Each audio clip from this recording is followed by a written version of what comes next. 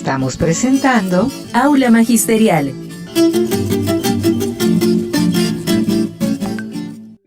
Compañeros y compañeras, muy buenas noches. Sean todos bienvenidos a su programa Aula Magisterial.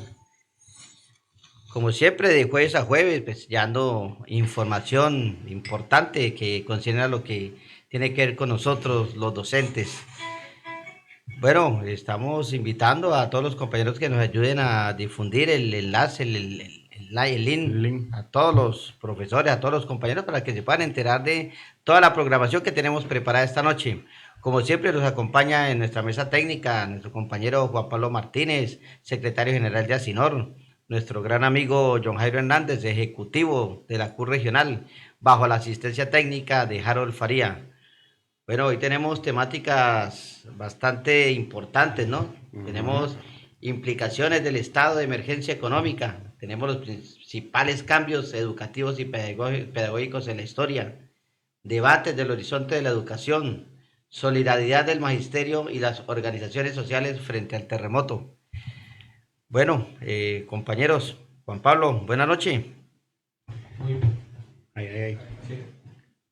Muy buenas noches para todos los compañeros, para todas las compañeras. Qué bueno volvernos a encontrar por este medio y por favor ayúdenos a difundir el vínculo para que en los grupos de los distintos colegios o de los distintos colectivos de maestros y maestras de Norte de Santander puedan apreciar, ya sea en vivo y en directo o en diferido, nuestro programa. Así es, Juan Pablo. John Jairo, buenas noches. Nelson, muy buenas noches Juan Pablo, buenas noches Harold y buenas noches a toda la amable audiencia, a todos los compañeros que jueves a jueves nos escuchan y ven nuestro programa que sin duda alguna pues busca informar, busca orientar y busca dar a conocer cuáles son las últimas noticias de índole político, de índole sindical, de índole pedagógico. Y por ello, pues, la invitación, como lo manifestaba Juan Pablo y Nelson, compartir en los enlaces en los grupos de WhatsApp, que sin duda alguna abordaremos temas muy importantes. Hoy Nelson, le comento, hoy fue el empalme del Comité de Convivencia saliente con el Comité de Convivencia que reasumimos ese nuevo trabajo, ese nuevo compromiso con el Magisterio de Cúcuta y por ello, pues, más adelantico estaremos abordando así de manera somera cuáles son los nuevos retos de qué implica participar y pertenecer a en un comité de convivencia laboral y cuáles son los beneficios, ¿no? Beneficios desde la parte reglamentaria, beneficios como ambiente laboral en qué mejora la institución educativa. Entonces, en esos aspectos estaremos ahorita más adelantico socializando y hablando del tema. Así es, John Jairo, así es. Hoy era el empalme, por ahí nos enteramos. Pues más adelante nos va a dar pues ese informe, ¿no, John Jairo? Sí, ahorita, socialice cuáles son los temas que vamos a hablar y vamos a empezar con la primera temática que son las implicaciones del estado de emergencia económica. Importante tema, ¿no, Juan Pablo? Pues pienso que sí, muy importante. Bueno, sí. Sí. A ver, compañeros, compañeras, yo sí soy convencido de que uno debe analizar el mundo en dialéctica. Y esa dialéctica, cuando uno está avanzando, paradójicamente está retrocediendo. Y cuando está retrocediendo, paradójicamente está avanzando, ¿no? Dice uno cuando llega, por ejemplo, el cumpleaños que celebramos un año más de vida, pero paralelamente y en la práctica es un año menos de vida. Sí. Entonces, en esto de algunos en política, si retrotraemos esto al aspecto político, diremos los que somos críticos y escépticos frente a este gobierno nacional que entró de malas porque tomó posesión y le cae el terremoto. Pero a veces todo aspecto negativo le trae engendrado uno positivo. Ellos venían pensando, me refiero al vicepresidente y al mismo presidente y a su círculo más íntimo en política, qué figura tenían para utilizar un estado de excepción. Y los estados de excepción, no sé, Harold, si podemos hacer algún tipo de proyección ahí. Según la Constitución del 91, son 3. El estado de conmoción interior, que sea por motivos de orden público. El estado de guerra internacional, tiene que haber una confrontación pues con otro país. Afortunadamente yo creo que ese escenario en Colombia en este momento está muy menguado. Fue probable, año 2010, fue bastante probable. Yo recuerdo cuando llegué acá a Cúcuta, era muy probable, y algunos de mis estudiantes en aquel momento en el colegio Camilo Daza, pues desde su inexperiencia y demás decían, uy, ojalá haya guerra con Venezuela. Yo les decía, tranquilos que lo que primero bombardean es el aeropuerto. Entonces nosotros estamos ahí pegaditos. Estado de guerra entonces internacional, y un tercero que se llama el estado de emergencia económica, que puede ser económica, social o ecológica. Y entonces el estado de conmoción, bueno, ¿qué pasa con estos estados de excepción? Entonces casi que su nombre hace buena relación a lo que vamos a plantear. Permite la aplicación de unas políticas y una norma que no son la regla, sino son excepcionales. Y el Poder Ejecutivo, de los 3 poderes del Estado, el Poder Ejecutivo toma unas facultades excepcionales que le permiten tomar medidas que son propias normalmente del legislativo. ¿Sí? Entonces puede tirar decretos con fuerza de ley. Eso es lo peligroso. Eso es lo peligroso acá del asunto. Entonces ellos habían ya planteado la posibilidad de una emergencia económica antes de... Y entonces ellos venían pedaleando el tema de, como no hicieron empalme, sí, no hicieron empalme, venían pedaleando el tema de supuestas corrupciones. Digo supuestas porque qué bien que hayan colocado las denuncias, yo no me opongo a eso, y si son ciertas y verídicas y se investiga, pues que tenga que caer quien tenga que caer. Claro. Sí, porque eso hace parte de un Estado de derecho donde a las personas se les juzgan derecho y se le aplican las normas, y bueno, Colombia es un Estado social de derecho, o sea que se rige por normas. Entonces en esa parte estamos bien. Ellos lo venían pensando, pero no había como qué, o sea, de dónde nos agarramos para la emergencia económica, aparte de esas escaramuzas de lo que ellos plantean, que bueno, de momento las debe investigar la justicia, y esperemos que la justicia se aplique sea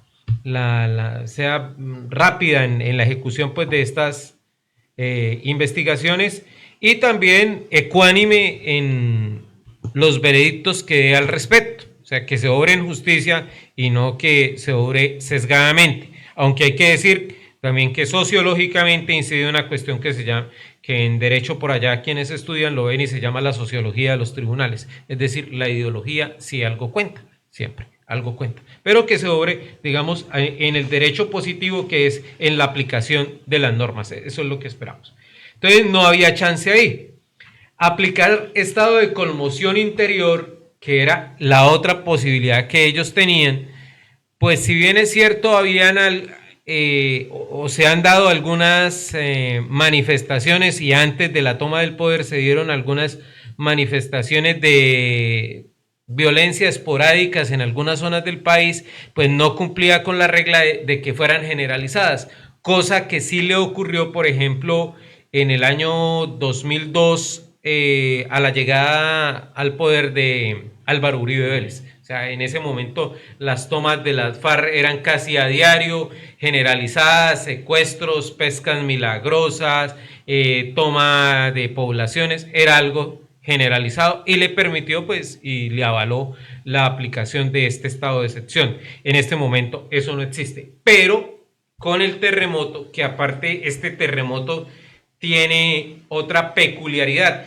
Generalmente aquí habíamos tenido terremoto en el eje cafetero en la administración de Andrés Pastrana, que había afectado particularmente a Armenia, ¿sí? El Quindío mayoritariamente, alguna región de Risaralda, de Pereira, pero estaba centrado en esas zonas. Por allá en la década de los 80 habíamos tenido, pero eso era con la constitución anterior, también un terremoto en Popayán. Pero no, digamos, de ese último terremoto nos quedó, por ejemplo, el impuesto del 4 por mil, que sale de esa excepcionalidad y que era temporal para la reconstrucción de ese eje cafetero, y se quedó. Entonces, en este momento, ¿cuál es el peligro? El peligro es que va a tener la potestad el gobierno nacional de expedir una serie de decretos con fuerza de ley, que pueden ir en dos ámbitos. O sea, un ámbito es crearnos impuestos sin necesidad de una reforma tributaria de un carácter temporal, pero que a veces no son temporales, sino se nos quedan como el 4 por mil, ¿sí? Se pueden quedar. Ese es un peligro, digamos, para el grueso de la población colombiana. Ahora, el peligro para la clase trabajadora y para el magisterio, ¿cuál es? Ya ellos venían argumentando de que aquí no había dinero para, por ejemplo, el concurso de ascenso y de reubicación. Que eso ellos lo habían planteado en lo poco que lograron como hablar en el empalme al inicio de que se suspendiera, que se dejara sin piso la convocatoria que estaba proyectada para este año, que no sabemos si va a haber cumplimiento o no. Entonces, que se suspendiera. Igualmente, lo del concurso de ingreso.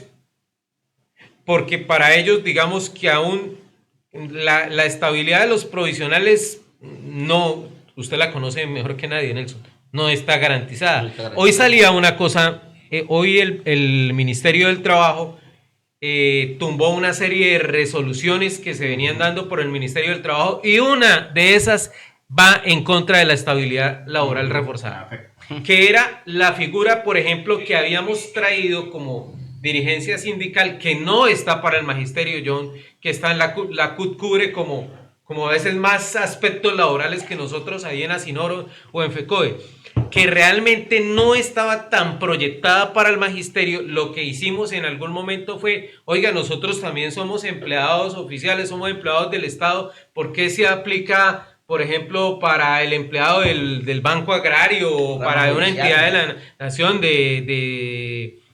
descentralizada, por ejemplo, de Corponor, ¿por qué no lo utilizamos para el magisterio? Y fue ahí donde trajimos las 3 tipificaciones, pero que esté para el magisterio no está. Cuando eso se retira, y se van a retirar con argumentación económica de que no hay dinero, entonces nos van a colocar a temblar en elementos y a comprometer elementos laborales.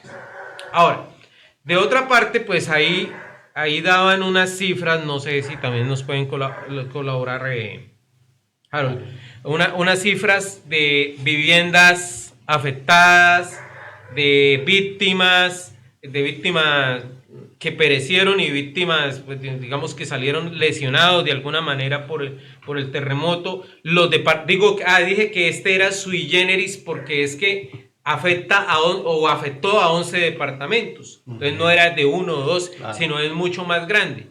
Entonces sí hay unas afectaciones que calculan en quizás acercándose o superando las 100.000 viviendas que se deben intervenir, algunas por completo, o sea que es más fácil tumbarlas, otras que se pueden reparar, pero eso tiene un costo bastante grande.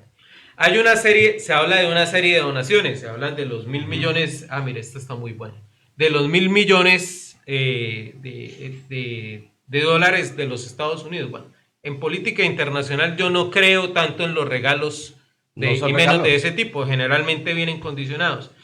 Se habla de un crédito, no recuerdo, creo que es con el Banco Mundial, y si no es con el Banco Mundial es con el Fondo Monetario Internacional, por cerca también de 500 millones de dólares.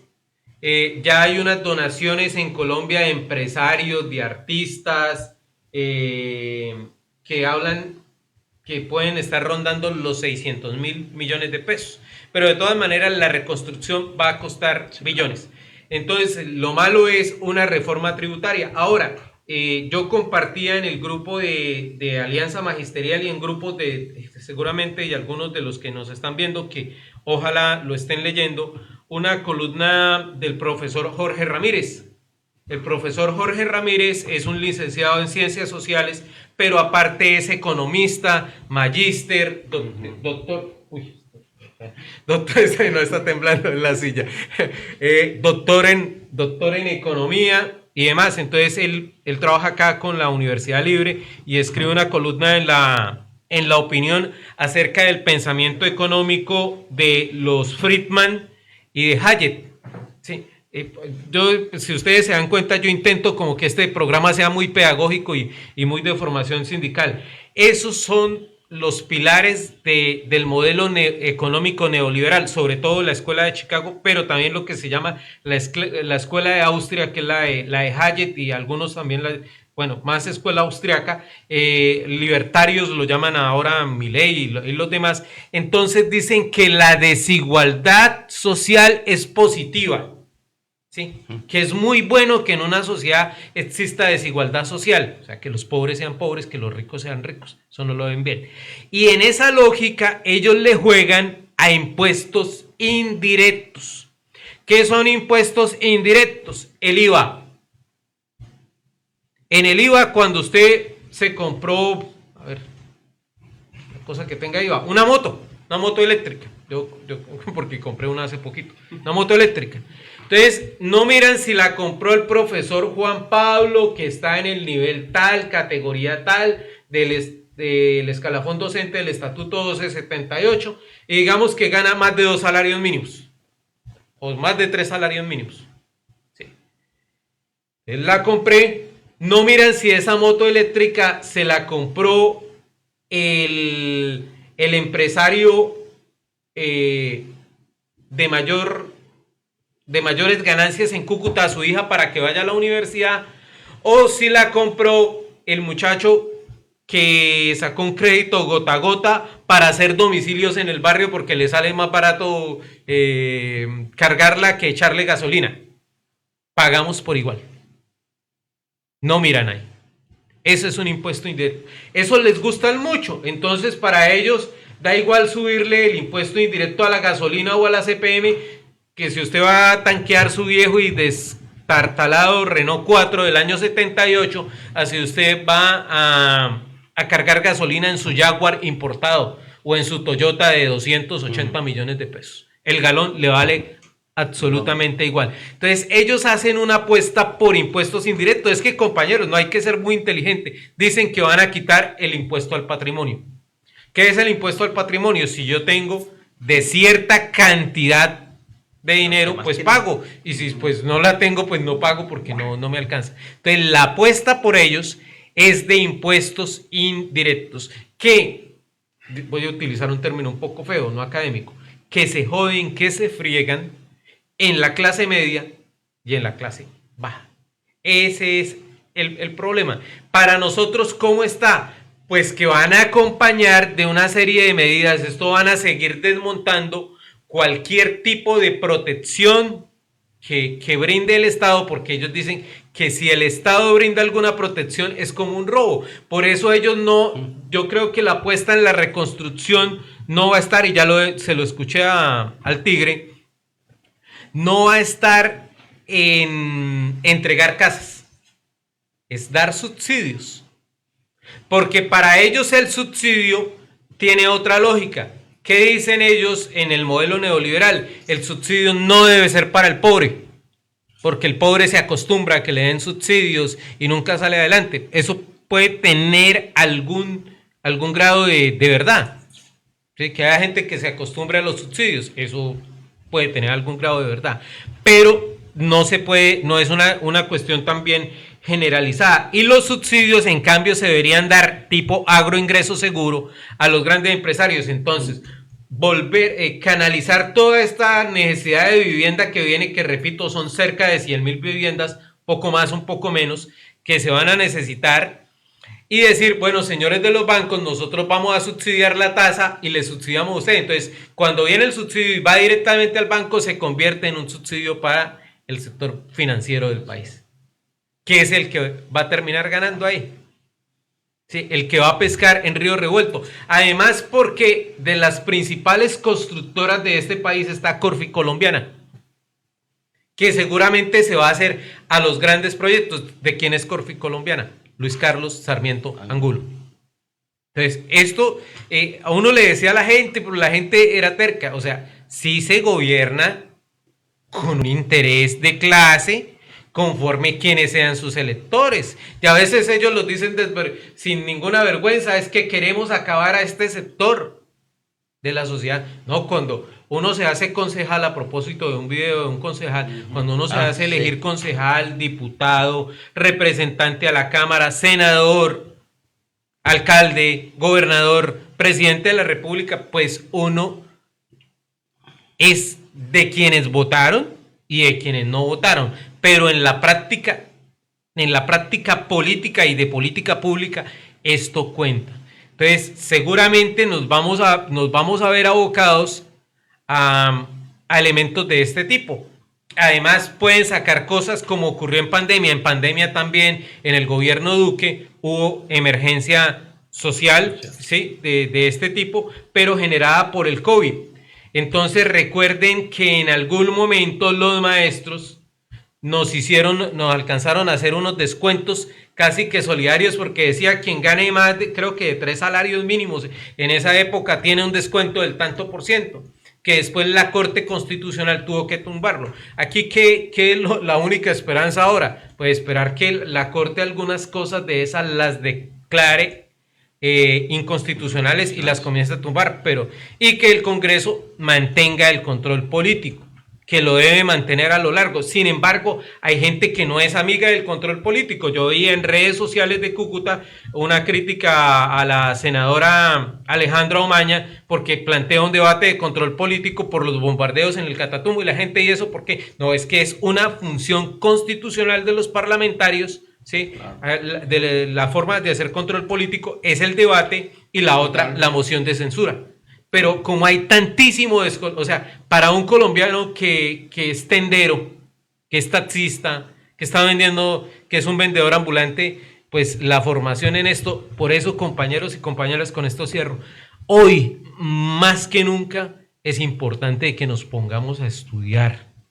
Sí, yo estoy haciendo el esfuerzo, yo estoy sacándole 2 horas, intentando sacarle 2 horas al estudio del país, o sea, levantarme, comenzar a leer, o si no en la noche sacarle 1 horita, comenzar a leer, porque es la única manera con la cual vamos a tener herramientas para dar un debate serio, respetuoso, y volvernos a ganar con argumentos a la gente. Juan Pablo, bueno, en esta cuestión donde se lleguen a decretar estado de conmoción interior, por ejemplo, no, conmoción interior no, sería emergencia económica. Emergencia económica, esos decretos pueden pasar por encima de la ley. Un ejemplo, pueden, digamos, lo que quieren o pretenden hacer, digamos, de sacar ya a estos compañeros que están pensionados, sacarlos de la parte laboral. Lo que pasa es que Nelson, esos decretos que salen en estos momentos, de acuerdo a la emergencia económica que está propuesta por Abelardo, tienen peso de ley. O sea, las decisiones que con fuerza de ley. Con fuerza de ley. O sea, fuerza de ley. Sí, que son vigentes durante los 30 días o prorrogables hasta 90 días. En este caso, en el caso de la emergencia, tiene una periodicidad. Sí, tiene una periodicidad que la da en tiempo, y siempre hay control político, no digamos, tampoco la puede extender mucho tiempo, pero hay cosas de esas que después se nos quedan. Ese es el peligro. Pero entonces ahí no aplicaría para los compañeros entonces, porque no, si es por un tiempo limitado. No, o sea, yo no veo la amenaza en este momento seriamente. O sea, que en ese tema van a trabajar para sacar lo que queda del 2277, no. Lo tengo clarísimo. Que si los van a sacar ya, no. No es así de sencillo. Sí, no, porque tienen que desmontar también una legislación, porque es que hay un bloque de constitucionalidad, de derechos y de normas que se ha construido. Busquemos ahí la pirámide de Kelsen, ¿sí? Yo creo que esta es una cosa que debemos entender que es básica. estimado Nelson. Nelson. La pirámide de Kelsen nos dice cómo viene la norma de Ajá, arriba hacia abajo. claro. Y entonces, porque fíjese que qué es lo primero que entraron, pues todas las circulares del ministerio, de los ministerios de educación que se expidieron durante el gobierno anterior, la sacan. Eso es lo primero, porque es que eso no tiene una directiva ministerial, una circular, Decreto. sale de primero. En segundo lugar, de para arribita, las resoluciones salen, ¿sí? En tercer lugar, ahí subiendo, nos podemos encontrar con los decretos. Decretos. ¿Sí? Salen. Hay decretos que tienen fuerza de ley. Esos están más arribita que los decretos normales. Después vienen la parte de las leyes, pero las leyes también en Colombia son de tres tipos. Tenemos leyes ordinarias, leyes orgánicas y leyes estatutarias. Entonces, la ley ordinaria es de menor nivel, la orgánica más arriba, y la de más amplio nivel, que es casi constitucional, se llama la ley estatutaria. ¿Sí? Por eso nosotros estamos hablando de la ley estatutaria para reglamentar el sistema general de participaciones, que es la Aparecida de la Virgen para este lado. A nosotros también se nos o sea, en medio de esta catástrofe, ¿para qué? Para algo que estábamos llamando la atención. Necesitamos aumentar los recursos que van a los departamentos y a los municipios certificados para educación, para salud, para saneamiento básico y para agua potable. Entonces, ¿qué falta? Que el Congreso de la República discuta y apruebe la ley de competencias, que sería una ley de corte estatutario y pues sea ratificada por el Ejecutivo. En este momento eso se necesita, porque le escuché esta tarde a la ministra decir que son 3.000 establecimientos educativos cuyas plantas físicas se afectaron. En el Chocó tiraron, por ejemplo, ya la virtualidad, pero, o sea, una virtualidad donde no hay conectividad de internet, o donde el chino no tiene, o sea, si en un acto populista se quiso hacer algo por la niñez y por la juventud, ¿por qué no llevó unas tablets? O es más, hubiese llevado unos celulares. Pero es que los balones, dentro de los balones vienen las tablets, ¿no? Sí. Porque esos facilitaban, pero lo primero, teníamos la pirámide de Kelsen, busque la pirámide de Maslow, termina, ¿sí? Que ahí, o sea, para quienes intentaban como buscar una discusión pseudoacadémica de este tema, Maslow habla de las necesidades. Las primeras necesidades que nosotros cubrimos son las básicas: alimentación, techo, son las básicas. Las básicas. Después nos vienen otras y llegarán las suntorias, que yo quiero comprarme un carro, pero ya no cualquier carro, yo quiero la Toyota, ¿sí? Aquí está la primera. Necesidades, ¿sí? Protección, aquí está, por acá. Necesidades fisiológicas, la física, bueno, necesitamos alimentarnos, necesitamos respirar, necesitamos salud, descanso, bueno, sexo también, un poquito, unas necesidades de seguridad, Un ¿sí? poquito. Vivienda, empleo. Fíjese que en esto estamos en las dos bases abajo, estaríamos en la catástrofe. Después unas necesidades sociales, ¿sí? De desarrollo, de asociación, de afecto, de intimidad sexual, otra vez, pilas con esas. Las de autoestima, ¿sí? Reconocimiento, confianza, y las de desarrollo potencial. Entonces ahí sí, ya no quiero una casa, sino yo quiero es una cabaña. Ya no quiero un transporte, sino yo quiero es el Toyota. Yo quiero la moto, como a ver, una moto fina. Usted que es motero, John. Una Harley. Una FZ50. Una Ninja. Sí, entonces hay que mirar como esas expectativas. ¿Qué necesita en este momento la gente con urgencia? Comida, ¿sí? Refugio, ¿sí? Refugio, que pueden ser carpas, que pueden ser colchonetas. Medicamentos, ¿sí?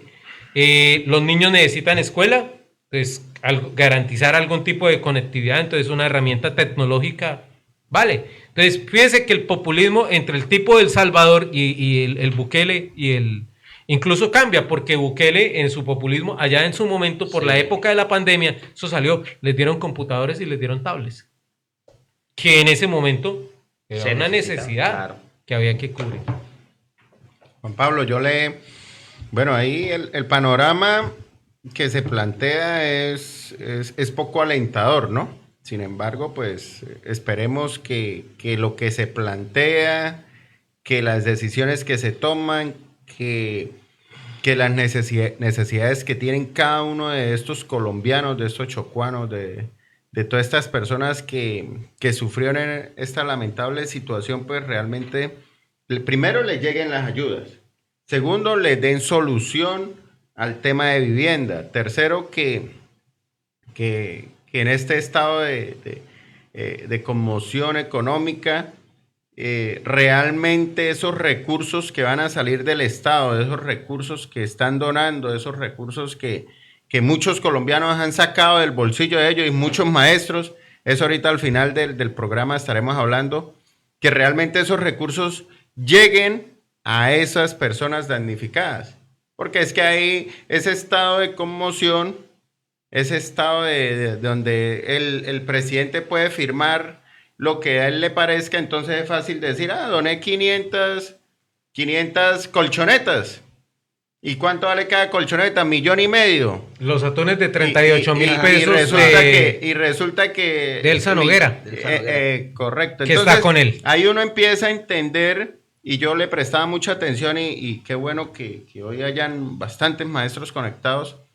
Qué bueno que estemos aprendiendo, porque nosotros no dejamos de aprender. Sin embargo, nosotros más o menos calculábamos cuál es esa estirpe de la política que llegó a gobernar durante estos 4 años. Y si uno dice, bueno, creemos que esto va a ser así, en los programas radiales lo manifestamos, durante la campaña se dijo, sin embargo, pues bueno, ahorita viene una andanada de decretos en contra de la clase trabajadora, compañeros. Ahorita lo que se viene, ya por aquí lo veo en redes sociales, lo veo donde dice: debilita la orientación sobre la jornada máxima, horas extras, trabajo doméstico y remuneración a destajo.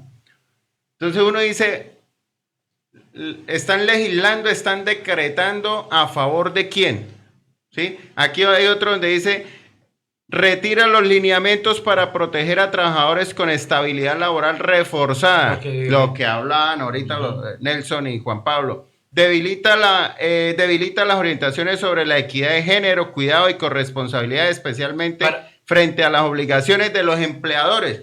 Mire que esto en el gobierno anterior, lo que siempre hemos manifestado, que no fue perfecto, pero sí buscaba el beneficio, buscaba garantizarle los derechos, la estabilidad reforzada, porque le comento que ella llegó una amiga de mi señora madre, y yo estaba ahí preciso, y resulta que tiene una hija que es enfermera, estaba trabajando para una empresa privada aquí en Cúcuta, y resulta que ella sufrió una hernia. A los 15 días le dijeron: discúlpenos, ya no necesitamos sus servicios. Y resulta que quedó desamparada esa pobre muchacha de 23 años. Y resulta que ella era la que cargaba. O sea, ella iba, hacía visitas domiciliarias y tenía que alzar a los pacientes, moverlos. Sin embargo, yo le decía, sí ve las causas y las consecuencias cuando el gobierno legisla para el patrono. ¿A raíz de qué? De la tercerización, a raíz de las OPS, que le da la posibilidad a un tercero, una empresa ficticia, una empresa cualquiera. Yo tengo ahí, cumplo con unos requisitos, a mí me paga la empresa, me paga 5 millones para que Juan Pablo trabaje en la clínica. ¿Y a Juan Pablo cuánto recibe? 2 millones de pesos, el salario mínimo. Los riesgos laborales, ¿dónde quedaron? Entonces, lamentable este tipo de decretos. Mira, aquí dice: afecta la orientación específica para la vigilancia privada sobre jornadas de horas extras, un sector donde el tiempo de trabajo es especialmente sensible. Le quita, mire esta parte donde el sindicalismo también se ve afectado por estos decretos. Entonces, los avances que fueron significativos en el gobierno anterior ya los están retrocediendo. Ya ellos están diciendo, ¿qué están diciendo hoy en las noticias? Es que al sindicalismo le dieron mucha fuerza, y el sindicalismo a ellos, al gobierno, a un gobierno de derecho, a un gobierno como Abelardo de la Espriella, no le sirve. Porque es que nosotros cuando vamos a negociaciones, no voy a decir a pelear, pero cuando nosotros nos sentamos con el empleador, estamos de par a par. Nosotros hacemos unas exigencias, el empleador dice: no tengo plata, es que no gané. Y eso no solamente en el magisterio. Cuando uno, como lo decía Juan Pablo, cuando uno está en la CUT, uno entiende el panorama del sindicalismo, lo amplio que es. ¿Por qué? Entonces resulta que en el sector privado la negociación es diferente que el sector público. En el sector privado, la excusa de los empleadores y de los dueños de empresas grandes que hay aquí en Norte de Santander, dice, no, es que yo no me gané, lo que me gané fue poquito. Y hay varios ejemplos. Y entonces, esos empleadores primero incumplen los acuerdos sindicales. Los acuerdos que firmaron, los pactos, no lo cumplen. Entonces, todo ese tipo de reglamentación que en el gobierno anterior se alcanzó a avanzar, y de por sí yo hago parte de una subcomisión en el Ministerio del Trabajo y ahorita estamos impulsando, estamos trabajando fuertemente. ¿Para qué? Para que los empleadores acaten y se aplique la norma tal cual como está en esa subcomisión, porque resulta que el empleador no cumple los acuerdos, el sindicato viene y le radica el pliego de peticiones y no, el empleador, por ejemplo, hubo un caso de una empresa, si no estoy mal es Coca-Cola, a través de una tercerización, de una empresa tercera. Sí, porque no son empleados de Coca-Cola. Exactamente. Y resulta que no recibieron el pliego de peticiones, duraron año y medio. Y el ministerio hace alrededor de 2 meses, resulta que dio el veredicto y dijo que no pasaba nada, que el empleador había hecho lo correcto, y resulta que ¿dónde están los derechos de la clase trabajadora? En ese momento nosotros como CUT atendimos el tema, nosotros hicimos el llamado al Ministerio del Trabajo y resulta que fue desde Bogotá. O sea, miren la complejidad de esto. Entonces, el gerente de aquí de Cúcuta dice, no, hágame el favor ahí en Bogotá que salga el veredicto a favor de la empresa. ¿Con cuántos millones le tocó? Entonces, en ese aspecto nosotros como dirigencia sindical, primero tenemos que estar atentos, tenemos que estar comprometidos, tenemos que comprender la importancia del sindicalismo, porque aquí dice, sí, deja sin referente administrativo la protección de libertad sindical, permisos sindicales y negociación colectiva. De ahí nosotros como magisterio también hemos... lo de permisos sindicales, estábamos alegándolo por ahí. Exactamente. Entonces ahorita se viene una andanada de decretos de agresiones en contra del sindicalismo, porque es que lamentablemente hay muchas empresas y empresarios que no quieren al sindicalismo, que no quieren al sindicato, que no quieren, usted es sindicalista, y le hacen de una vez el feo. La misma sociedad a veces ni se afilia, porque desconocen cuáles son esos derechos, cuáles son esas ganancias que hemos obtenido. Entonces, el número de sindicalización aquí comparado con otros países es del 5 al 6%. Y eso, o sea, ahorita que subimos 5 o 6%, o sea, uno le parece una cifra catastrófica, pero lamentablemente esa es. Entonces, miren lo que se viene, lineamientos de inspección sobre trabajadores de plataformas digitales. En el gobierno de Petro se estaba reglamentando eso. ¿Para qué? Para que tuvieran las prestaciones. Hay un tema que se llama formalización. En el gobierno de Gustavo Petro salió un decreto, una ley, donde habría una serie de excepciones económicas para esas empresas que formalizaran el trabajo. ¿Qué quiere decir que formalizar el trabajo? Yo tengo a Nelson trabajando y que le paguen las prestaciones sociales, que le paguen la salud, que le paguen las pensiones. Resulta que en el gobierno de Petro tuvo esa intención y quedó plasmada. Sin embargo, ahorita ya vemos cómo empiezan a atacar a la clase trabajadora y a beneficiar a los empresarios. Entonces, lamentablemente esto está pasando. Nosotros, como lo digo como equipo, nosotros nos hemos estado ahí atacando que porque compartieron un balón, que repartieron un balón. Bueno, sin embargo, lo criticable es el logo del movimiento del partido. Sin embargo, pues bueno, regálenlo, no hay problema. Pero lo que sí es criticable es este tipo de acciones que realmente atacan a la clase trabajadora y sin duda alguna afectan al sindicalismo, porque si nos quedamos sindicatos, ¿quién nos va a atender? Entonces, ahora preguntaba por allá que había alguien, me decía, Johnny, ¿no será que si nos pagan por horas es mejor? Yo le dije, bueno, vamos a leer, venga, vamos a leer. Y resulta que desconocen la norma. Entonces, si usted gana, ¿cuánto se gana en la hora? Una persona normal, como 20,000, 15,000 pesos. Entonces, usted trabajó 2 horas, bueno, mijo, 2 horas es lo que le vamos a pagar y listo. Entonces, lamentablemente esto se está viviendo y bueno, tocaba decirlo y hay que replicarlo. ¿Por qué? Porque este es el tipo de andanada. Esperemos cómo se viene para el magisterio, esperemos si se dan concursos de ascenso, esperemos si se dan concursos de ingreso de nuevos docentes, porque entonces ahora van a decir, si hay concurso, que no vayan a salir con el cuento, es que el gobierno de Abelardo le está dando la oportunidad para que entren nuevos docentes. Mire que hay una confusión en la misma sociedad. Resulta que llegan y dicen, es que hay que sacar a esos maestros que tienen 3 pensiones. Hoy en día no hay ningún maestro, no conozco ningún maestro que tenga 3 pensiones, partiendo por ese lado. Segundo, es que hay que darle la oportunidad a los jóvenes. Yo le digo, pero compañero, joven, señora, señor, lo que pasa es que los maestros que no han ingresado a la docencia en la parte pública es porque no han pasado un concurso, no han pasado un concurso. Entonces, aquí nadie le está diciendo, no, esta plaza es de este profesor y no, es porque no han pasado un concurso. Entonces, nosotros como magisterio, como docentes, tenemos que llevarle esa información al padre de familia, porque ahorita es donde nos empiezan esa andanada de ataques, y el mismo padre de familia muchas veces es el que nos ataca también. Entonces, hay que dar esa información en asambleas de los padres de familia, también hacer en ese ejercicio. Recuerdo, Nelson, por allá en el año 2016, creo, Colegio Juan Pablo I, en el paro que duró 3 meses, allá cada 2, 3 días hacíamos asamblea de padres de familia. Y se les decía, mire, señores padres de familia, está pasando esto, el gobierno nos está desconociendo esto. Y mire ahora el terremoto. Sin duda alguna ahora tienen que invertir en educación.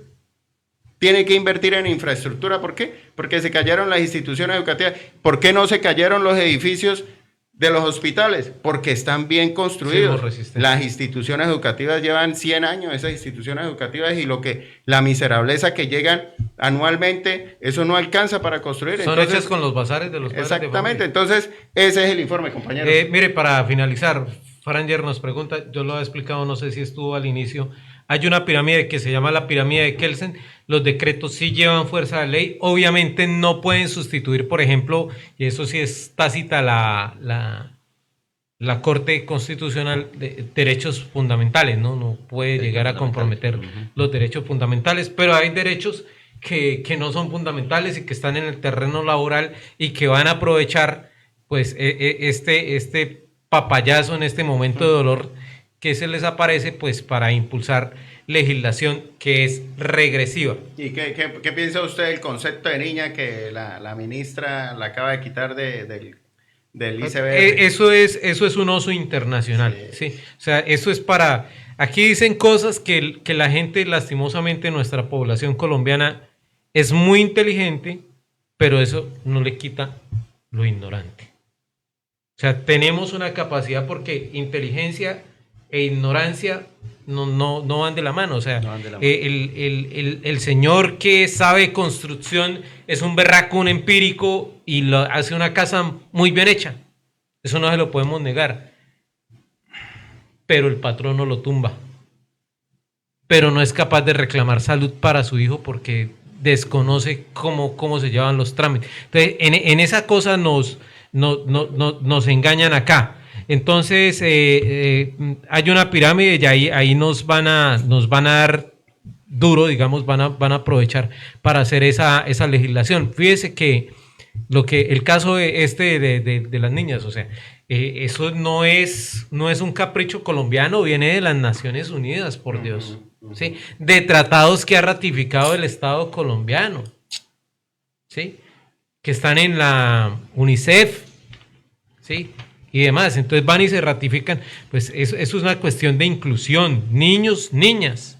Bueno, si no quieren sería respetable. Si no quieren hacer alusión a la población diversa sexualmente, listo. O sea, ya eso también se está hablando a nivel internacional, porque incluso de las competencias que se hablan para el caso de ciencias sociales a nivel internacional, por eso se metieron esos temas, por ejemplo, en las pruebas, en lo que tiene que ver con género, derechos humanos y medio ambiente.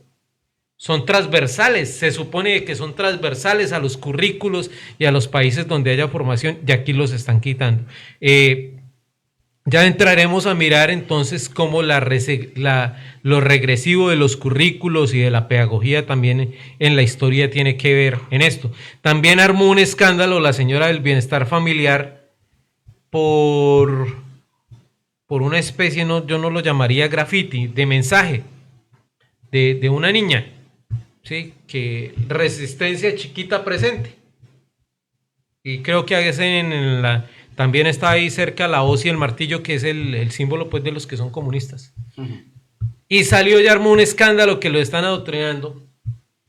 Y la niña es hija de un activista. Ha estado en la actividad como Francisco Javier Vera Manjarres, que le tocó irse del país. Él incluso sacó un video, el muchacho. No, eso en Europa es normal. Es normal. ¿Sabe qué me decía una persona que estaba en una universidad de Inglaterra? ¿Qué hacían allá para que los estudiantes no grafiteen? Sencillo, la solución fue simple. Colocaron unas paredes amplias, con unos carteles amplios, donde usted puede escribir lo que se le antoje. Libertad de expresión. Libertad de expresión. Sí.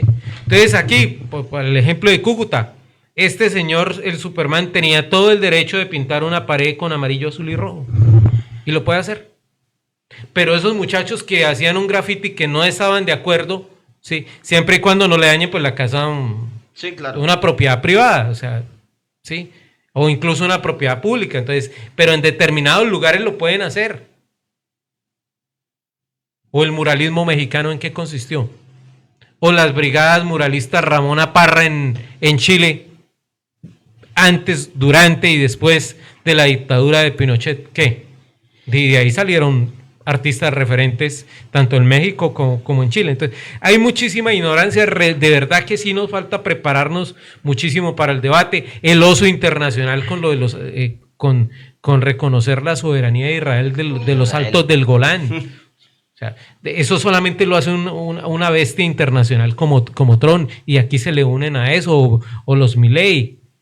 Sí, eso es para un oso de talla mundial, y cositas así pues van a seguir dándose en el escenario internacional, donde vamos a regresar a la época de discursos en la ONU con los 7 enanitos. Bueno, seguimos con la temática. Y aquí nos quedamos toda la noche. Muy ¿no? interesante, muy interesante. Son reflexiones. Sí, total. Posturas que no son sacadas del momento ni de ver noticias Caracol, sino pues son posturas con estructura conceptual, con evidencia histórica de qué es lo que ha pasado cuando empiezan a coartar el derecho de la sociedad a través de mensajes subliminales, como el tema de que ya el concepto de niña no se puede dar. Entonces, lamentablemente, este tipo de situaciones. Mira, acá está. Mírelo ahí. Incluso, mire, fíjese que ni siquiera hay un rayonazo en la pared. Realmente, o sea, a los niños hay que enseñarles a que se expresen. Si la niña se identifica, la Constitución Política de Colombia, mire, aquí estuvo Resistencia chiquita. O sea, habiendo tanto lío con niños violados, y voy a decir una cosa que puede sonar muy dura, y yo tengo un respeto muy grande por la fe porque soy creyente, por la fe cristiano-católica y por la fe cristiano en las versiones derivadas del protestantismo, que son distintas. ¿Por qué no armamos un escándalo por los niños que han sido violados en sus cercanías con las iglesias? Las iglesias. Ajá. Y no son poquitos, violados, abusados. Eso sí daría para... Que tampoco estoy diciendo que las iglesias son unas abusadoras, sí. No, pero hay sus casos. Muchos casos. No armamos un escándalo por los niños de La Guajira, del Chocó, que mueren de inanición, que no tienen todas las vacunas, que no pueden acceder a las vacunas, que no pueden acceder a la educación. Eso es más importante que centrar un debate en que si hay resistencia chiquita o no. Sí. ¿Y usted sabe qué sucede cuando un cura viola a un niño? Lo trasladan a otra. Sí.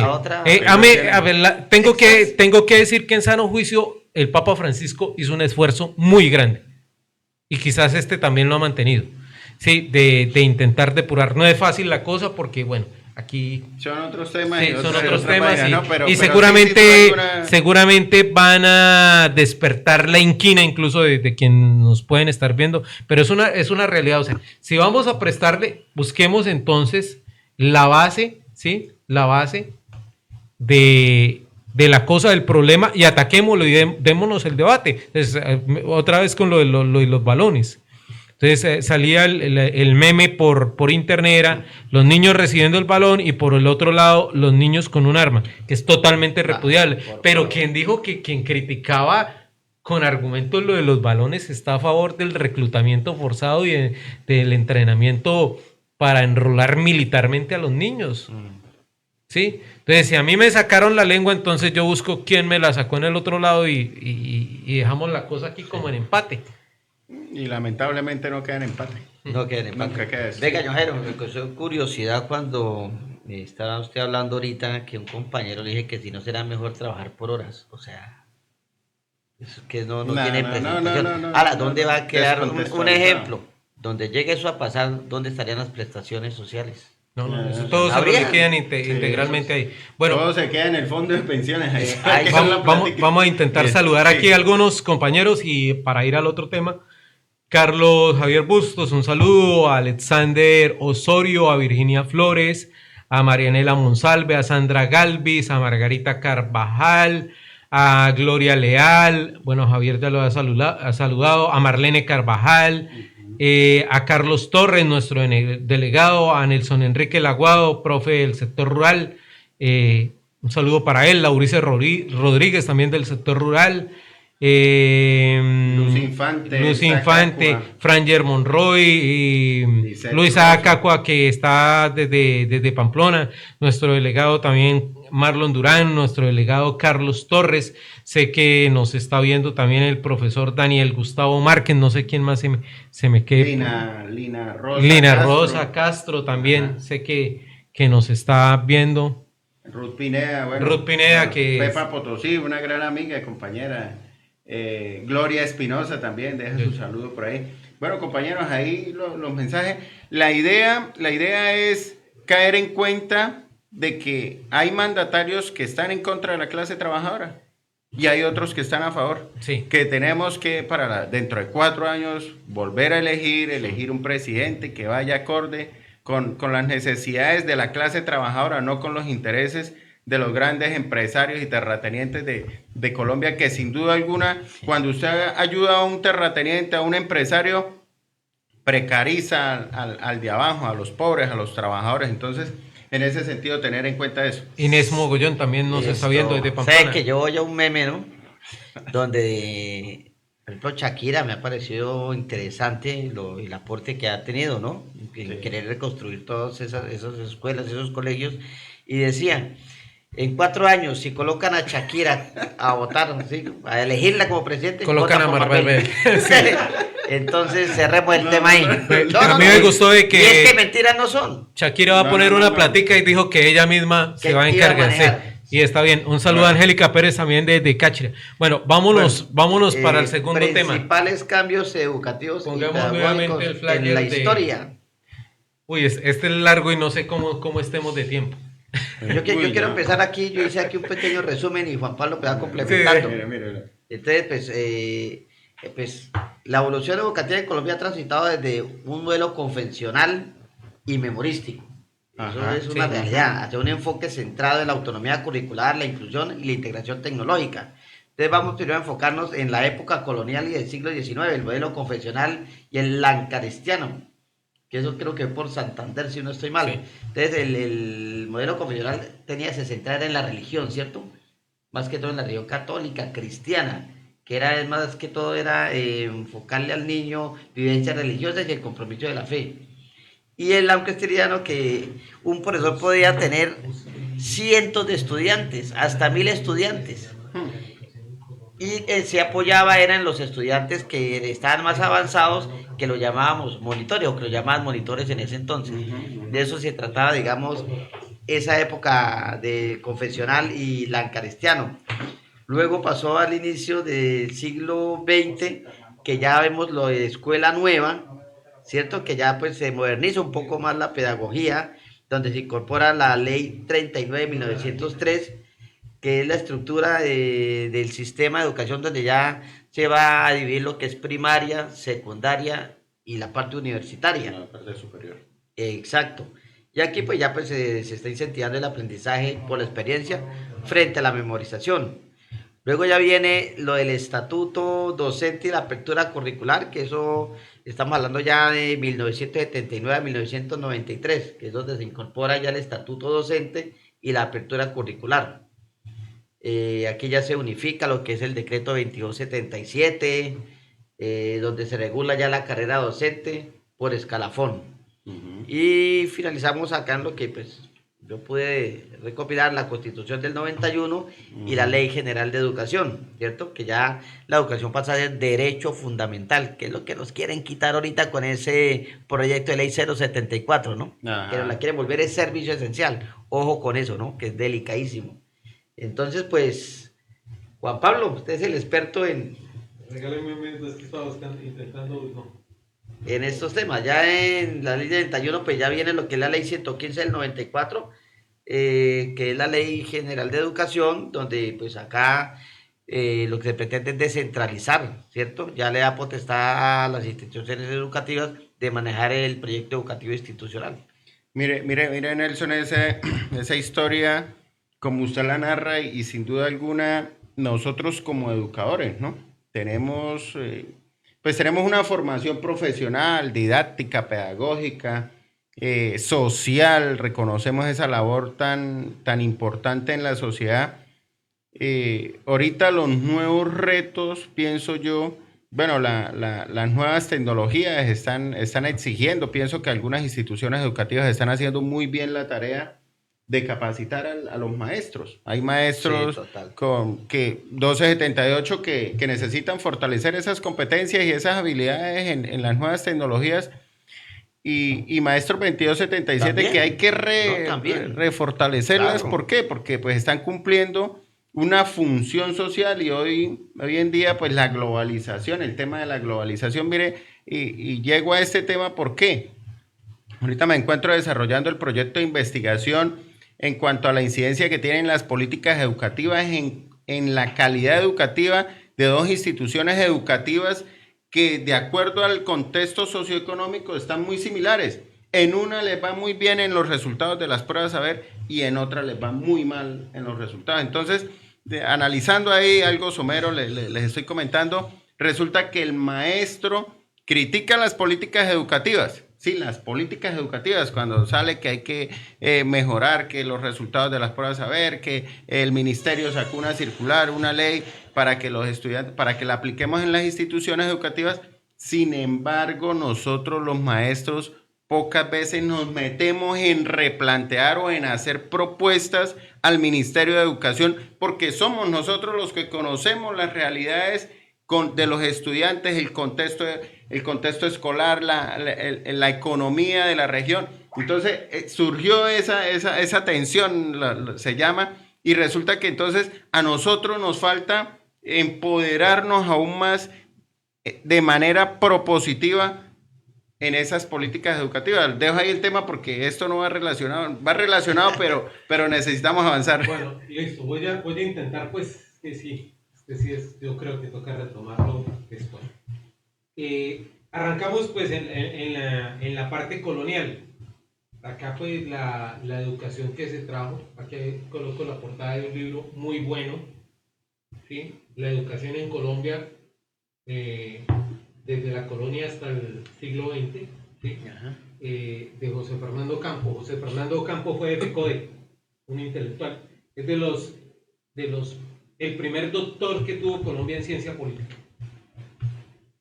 Profesor universitario y mucho tiempo directivo de FECODE y asesor de FECODE. Lastimosamente el Alzheimer nos quitó esa mente lúcida. Y uno de las personas detrás de la elaboración de la ley 115 de 1994. Bueno, pero vuelvo acá. Nos viene la educación de lo más atrasado de Europa. Por eso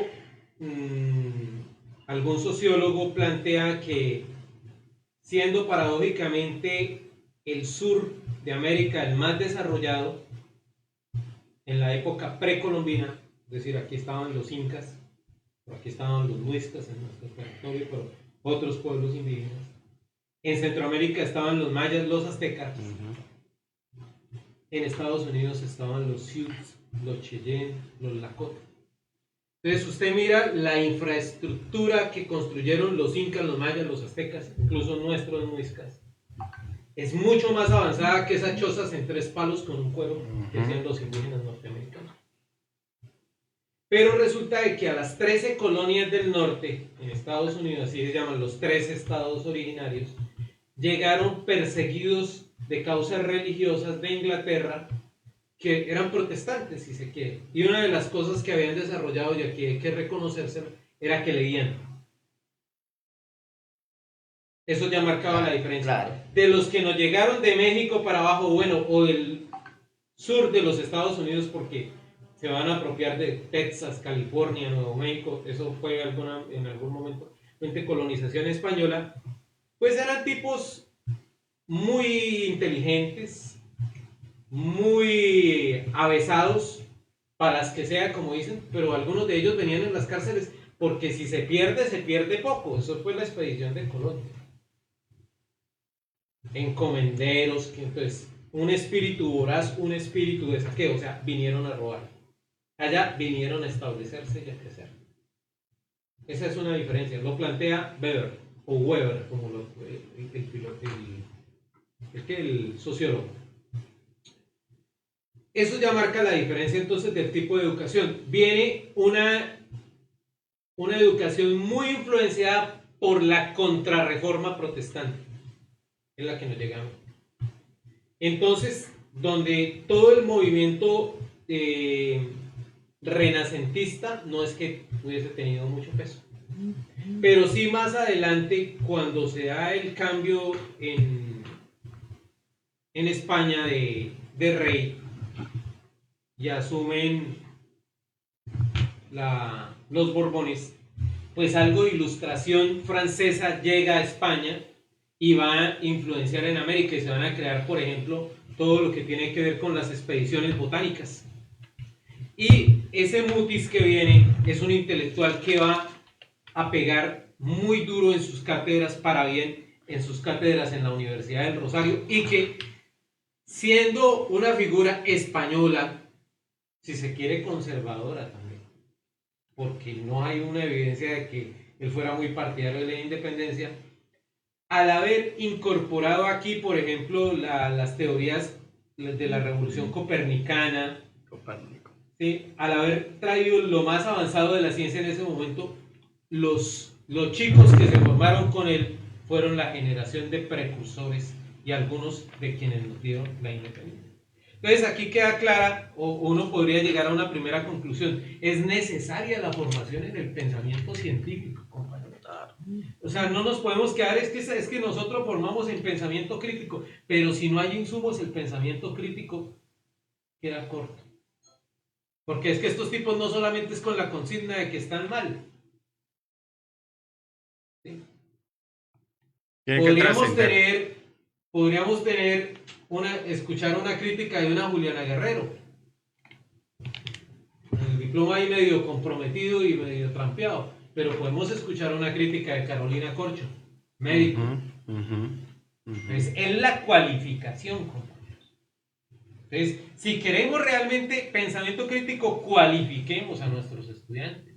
No que nuestros estudiantes se vayan del aula sin saber leer, sin saber escribir, sin saber multiplicar, porque los van a engañar los políticos. Pero si están leídos... La autonomía escolar. Sí. Se ha perdido la autonomía. Listo, ahí tenemos esa iglesia, y entonces eso nos trae la iglesia, entonces una educación confesional. Los colegios estaban controlados por la iglesia. De hecho, Mutis termina siendo juzgado por sus cátedras ante la Santa Inquisición. Lo que pasa es que era el médico del virrey, pero a la Santa Inquisición se las dio. Después de eso, pues viene todo lo de la expedición botánica, viene pasamos a la independencia. En la independencia van a confrontar dos modelos de educación una vez lograda la independencia. El modelo de Bolívar, y yo a Bolívar lo aprecio y lo valoro mucho, y el modelo de Santander, que también lo aprecio, y en educación me parece que era más avanzado en su momento que incluso el de Bolívar. Bolívar se ve abocado a devolverle el aparato educativo a la Iglesia católica. Tenía mucho poder, ¿no? La Iglesia tenía mucho Lo poder. que usted plantea en el resumen que habían hizo, Santander por su parte se comienza a inspirar en el modelo de educación británica, en el modelo lancasteriano, que para su momento el modelo lancasteriano era el más avanzado. Y viene una disputa, la disputa entre, dice Ocampo en ese libro que les recomiendo, que la disputa más grande entre Bolívar y Santander fue el tema de la educación. No fue quién era más amigo de las Ibáñez, Allende o Caña, ¿sí? Sino fue el tema educativo. Ese tema educativo, entonces, le devuelven la educación a la Iglesia. Eso se va así hasta mediados del siglo. Cuando vienen las reformas de mediados siglo o de los liberales. Y los liberales entonces lo que hicieron, bueno, una de las reformas es lo que ellos llamaban en ese momento el libre cambio, pero también se trajeron don Aquileo Parra, que hace parte de los radicales liberales, se trae una misión pedagógica de Alemania, que tiene mucho que ver. ¿Sabe qué se hizo en contra de esa misión pedagógica? Se cuenta en un librito muy bonito que se llama El debate de la táctica de Gonzalo España, que por allá un obispo, creo que era de Popayán, si no estoy mal, se fue de escuela en escuela haciéndola cerrar, diciéndole a los papás que en esas escuelas moraba el demonio, porque muchos de los profesores que vinieron en la misión pedagógica alemana no eran creyentes. Imagínese. Entonces, hay una cosa que no le han dicho a la población colombiana. Muchas de las guerras civiles, o varias de las guerras civiles del siglo XIX, esas entre liberales y conservadores, tuvieron, más allá del origen partidista, estuvieron ligadas también con el dominio de la educación. Bueno, y en ese mismo siglo, entonces va a venir una cosa que se llamó la misión coreográfica, que es donde viene lo de Agustín Codazzi. Es casi que una segunda expedición botánica, porque ¿cuál fue, digamos, de la expedición botánica? ¿Por qué fue importante? Lo uno, porque dio la posibilidad de ir a la práctica de los saberes adquiridos con Mutis y demás, pero era reconocer nuestro territorio, sus riquezas en lo económico, en lo que podríamos llamar una especie de geografía económica, pero también una antropología, ¿sí? Las diferencias culturales, los saberes que tiene el indígena y demás. Esa segunda, lo que hace Agustín Codazzi también se repite. Y nos vamos entonces, ¿qué hace cuando se pierde, los liberales pierden la guerra civil del 85, 1885? Les quitan su constitución de Río Negro y colocan la constitución del 86, y en 1887 se firma el concordato con la Iglesia Católica, y una de las cosas que entrega el Estado colombiano es el monopolio de la educación a la Iglesia Católica. Ya veníamos de una España que traía índice. ¿Qué es índice? Una publicación que decía qué libros se podían leer y qué libros no se podían leer. Ese índice duró vigente en Colombia hasta la década del 60. O sea, aquí arrancamos con ese índice. Con la llegada de los liberales en el 30, se hacen unas modificaciones a dos instituciones. En el siglo XIX había sido, la Universidad Nacional se funda, si mi mente de pollo no falla, en 1863, pero eran más fuertes las normales que la Universidad Nacional. En los cuadernos colombianos, que es una publicación de la Universidad Nacional, se mira un pensum del siglo XIX, y una de las cosas que veían los estudiantes de la Universidad Nacional era polígono y lanzamiento como especie de granada, o sea, un adiestramiento militar, cuartelario, o sea, formaciones, lo formaban, eso de firmes a la derecha, a la izquierda, eso se tenía ya. Entonces, cuando llegan los liberales en el 30, don Enrique Olaya Herrera, y posteriormente con la Revolución en Marcha de López, se hace una reforma a la Universidad Nacional. Esa cambió la estructura de la Universidad Nacional. Y ahí hay unos cambios en educación. Entonces comienzan a tomar vuelo, además las ideas que comienzan a llegar, lo que ocurre a mediados de siglo, las luchas que da FECODE tienen que ver mucho, y se gana, así abuelo de pájaro, porque estoy dando un brinco terrible acá en la historia. Sí. Se llega a 1994 y conquistamos la ley 115 que nos da la autonomía institucional. En la constitución de 1991 habíamos logrado la libertad de cátedra, pero matamos, o sea, conquistamos esos dos grandes elementos, matamos el tigre y nos asustamos con el cuero, porque los proyectos educativos institucionales entonces no los hicimos, sino los mandamos a hacer. Y después con el tiempo de 2012 en adelante, con la llegada de Pastrana, entonces tomamos los currículos que vienen de imposición de organismos multilaterales, sobre todo del Fondo Monetario, del Banco Mundial, algunas cosas de competencias que vienen de la Unión Europea, y hemos renunciado a esos elementos. En este momento nos enfrentamos nuevamente, entonces, a no tener una educación laica, porque pese a que se respeta a los religiosos y está ahí, pero laica porque debe respetar las libertades de creencias de los muchachos y de los maestros, a una educación confesional con un agravante esta vez. No va a ser ni siquiera una visión cristiano-católica, sino una visión cristiano-protestante, que no tengo nada contra los hermanos cristianos protestantes, de lo que se podría llamar en su momento, por los sociólogos, Rubén Jaramillo Vélez, en Colombia la modernidad postergada, habla de ese término, ultramontana, ultraconservadora. Entonces, esto que vimos del análisis del pequeño graffiti, si se quiere, de la niña, pero también tiene que ver con los contenidos. Hay un tipo, Antolini Jiménez, profesor de la Universidad Católica de Pereira, entonces se fue a la Nacional y entró a la Plaza Che Guevara, dijo, mira, aquí están puros comunistas, puros socialistas y guerrilleros, esto es lo que tiene la Universidad Nacional y esto es lo que forma. Pero no dijo que Rodolfo Ginans se formó en la Universidad Nacional. Elkin Patarroyo pasó por la Universidad Nacional. Rogelio Salmona, que es el arquitecto quizás referencia en el país, se formó en la Universidad Nacional.